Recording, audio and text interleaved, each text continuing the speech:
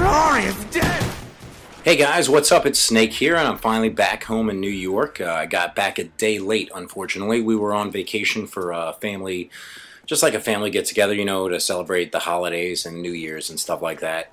But we were up in the mountains of Gatlinburg, Tennessee, and it was odd. Like, it was weird because the past couple days, you know, we've been up in the mountains, and there's all these weird attractions that they have at Gatlinburg, Tennessee. Stuff you wouldn't really think to be up in the mountains. So we went to some of them. There was like an aquarium and Ripley's Believe It or Not and things like that. But we had been talking just before we were going down the strip. We've been talking about what we wanted to do next year for next year's family vacation, and we had talked about maybe doing a cruise ship. So as soon as we get out of the car and we go start walking around, we decided to go to the Guinness Book of World Records. And we go in there, and there's this giant sign-up display for the two largest to date cruise ships, like the two that are the biggest right now. So we thought that was weird that we had just been talking about it, and they show these cruise ships with the pictures on the side, and I was looking at all the stuff it has, like you know, like waterfalls and like water parks, slides, and things like that. You can, you know, pretend to surf on this wave. They got theaters and ballrooms and dining rooms and all this other crazy stuff, rock walls. And so we thought that was kind of interesting. We'd be like, oh wow, that would be really cool if we did that. So then the next day we go out again, and we go down to Pigeon Forge, which is a little bit further down the road. And they have this giant building that's shaped like the Titanic. And so we're like, well, that sounds kind of interesting. Let's go and see what it is. And it turns out it's this giant Titanic museum. It's like one of the biggest collections of Titanic memorabilia and stuff in the world. And it's all about the history of the Titanic. You go in and you get a ticket, and you're actually one of the passengers that was on the ship. And as you go through, you learned out how the ship was built and why it sank, and then you started to learn about the history from all these people. You found out about yourself. And just a lot of interesting things. There were some interactive displays and stuff like that. And it was a lot better than I thought it was going to be. At first I wasn't sure. I was like, okay, it's about the Titanic. But a lot of the stuff that they found out about the people that were on the ship, and like all the strange coincidences that just fit together perfectly. Like if any one of them was off, the ship wouldn't have sank. And it's, you know, it ended up being a lot of interesting stuff. So as you can see so far, we've got this giant cruise ship theme going on. And as soon as we get home, finally, like I said, we ended up being a day late because we got bumped from one flight. And then we had to deal with planes being delayed and all this other stuff. But finally we get home, all I want to do is turn on the TV and lie in bed. And what else is on H2 but a behind the scenes on cruise ships? Like how it works, how they get everybody on, how they make your cruise go perfectly and all this other stuff. And so suddenly, I guess all of this cruise ship talk over the past like 2 or 3 days dislodged this little memory that was in the back of my head that's a generation old.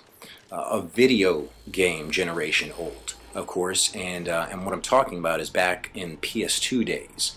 I used to be a big Resident Evil fan. Anything that was Resident Evil I would play, no matter what it was. Even if it was bad, even if everybody says it was bad, no matter how bad the reviews were, I would pick up the Resident Evil game and try it out.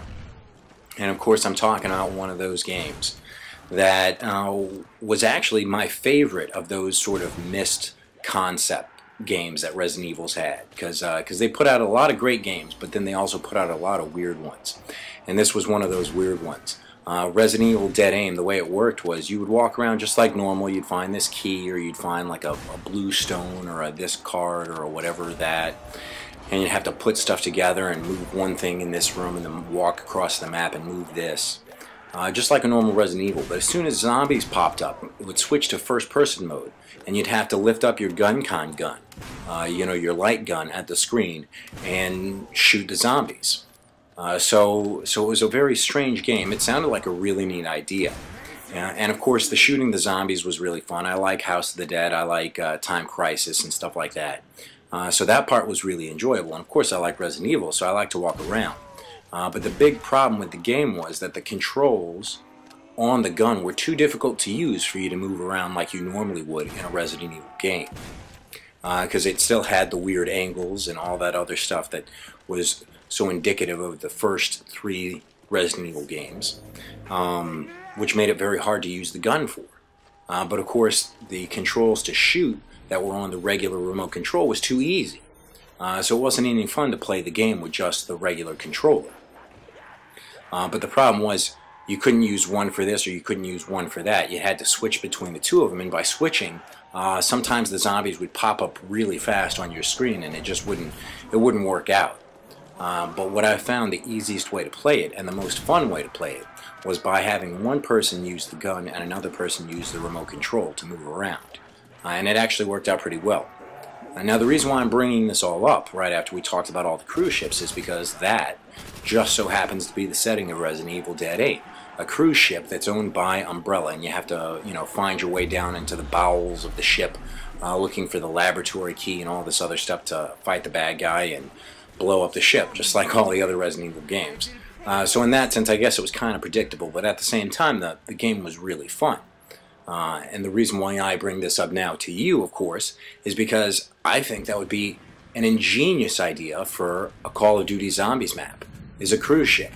Now, I don't know how we would fit it into the storyline that's current, but of course, after the next game, it does seem kind of like we're heading towards the end for this storyline, and hopefully afterwards we either start up a brand new storyline that's completely different, that's not related to Richtofen or anybody else, and maybe even like a completely new way for the zombies to be created.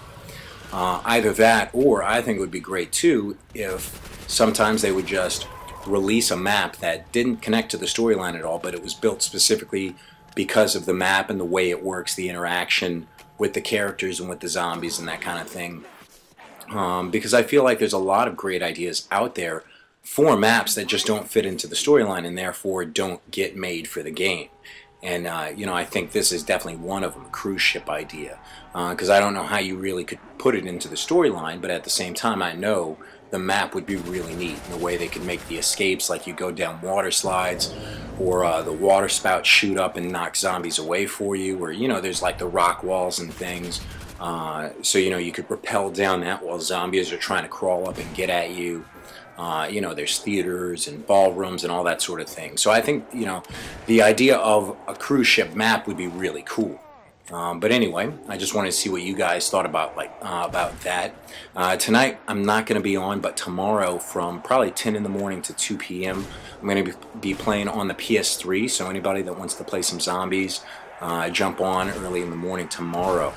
As far as Friday goes, I'm not sure if I'm going to get on yet, but Saturday I'm definitely going to be on during the day, probably around noon, because of course I can't play at night because the Saints are on, but we will be playing most of the day. So anyway, until next time guys, peace out.